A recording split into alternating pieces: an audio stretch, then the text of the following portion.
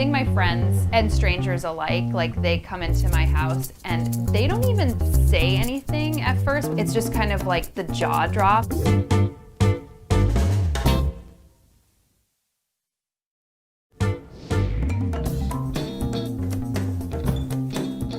Hey there, welcome to my apartment. This is Summer, an environmentalist, model and author who has over 500 plants in her Brooklyn apartment.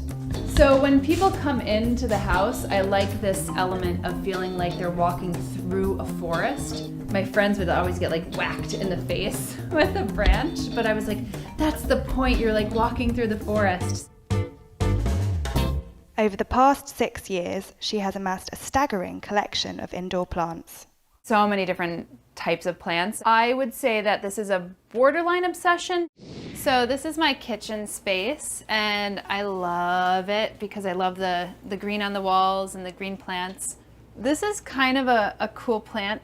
It's called a toothache plant. And if you eat this, it's kind of like getting a shot of Novocaine with a little Szechuan pepper involved. My mom and dad named me like Summer Rayne. Like a lot of people ask me if that's my real name. And my dad always jokes like, you could have become a porn star or an environmentalist.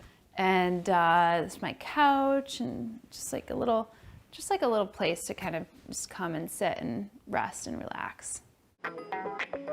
So this is the place where I kind of like work / sleep.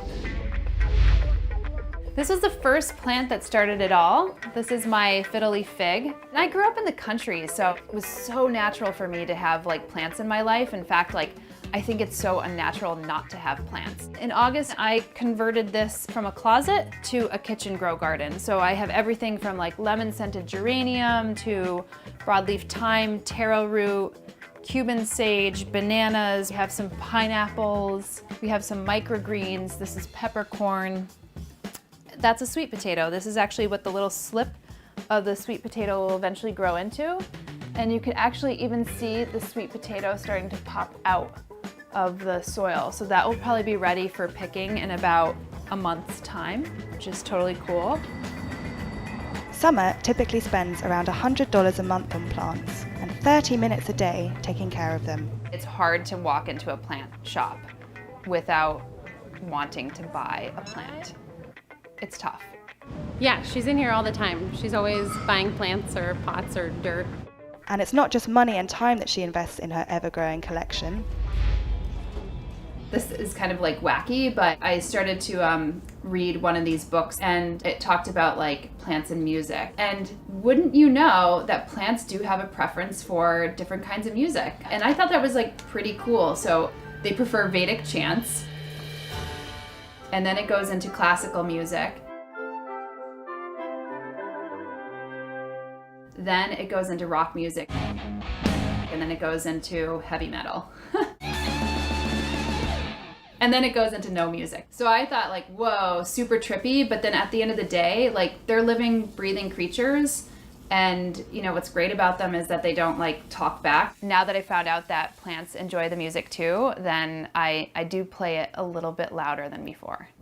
I don't really talk to my plants in that kind of way, although sometimes. Yeah, sometimes I'll pass by and I'll like touch a leaf. There'll definitely be like kind of loving energy. And Summer plans to carry on expanding her plant empire into the future.